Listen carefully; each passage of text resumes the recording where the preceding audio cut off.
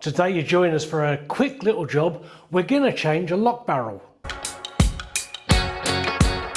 When we're changing a lock barrel, we might need to remove these covers. They just simply pop off with a screwdriver. We're going to need to take one off. Remove this screw here, so not that one, that's the fixing screw into the door. That one's the fixing screw into the door. This one here is the fixing screw into the lock.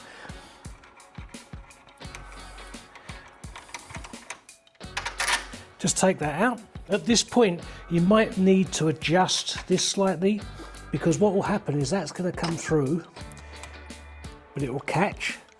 So what you're doing is just moving that little in there, in line with that, so it comes straight out.